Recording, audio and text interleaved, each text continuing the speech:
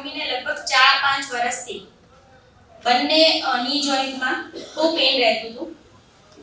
અમે ઘણા બધા ડોક્ટરને કન્સલ્ટ કર્યું હશે અને લગભગ 4 ગ્રેડમાં નો ઘસારો જેમ અંકલે કીધું એમ બધી જ ટ્રીટમેન્ટ માટે અમે ગયા હોઈશું. બહુ બધાને કન્સલ્ટ કર્યું હશે પણ દરેક પાસે એક જ ડાયગ્નોસિસ અને એક જ સોલ્યુશન આવતું હતું કે ની રિપ્લેસમેન્ટ.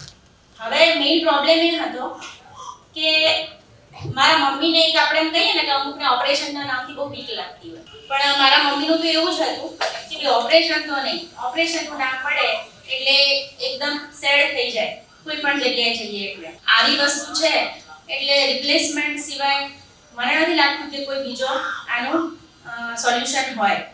એવામાં મમ્મી કેવું અત્યારે બધા જ મોબાઈલ યુઝ કરે એટલે યુટ્યુબમાં બધું જોતા હોય એટલે મારા એક મામા છે, મારા મમ્મીના કઝિન છે, તો એમણે વેંકર સરનો એક વિડિયો મોકલ્યો હતો.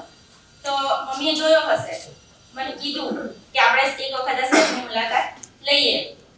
બધાને એવું હતું કે ભાઈ ઓપરેશન કરાવીને આયા હશે એટલે પેલી જે ની રિપ્લેસમેન્ટમાં પોસ્ટ ઓફ કેર કેવી રીતે લેવાની હોય આપણને બધાને ખબર છે, ફિઝિયોથેરાપી હોય કે દરેક વસ્તુ હોય. પણ આ તો મમ્મી તો એ જ અઠવાડિયામાં ચાલવા લાગ્યા એટલે બધા ઘરે આવે ને ખબર પૂછવા કે ભાઈ ઓપરેશન કંઈક કરાવ્યું છે એટલે ખબર પૂછવા આવે તો પહેલા જોવે કે કેટલા સ્ટીચ છે.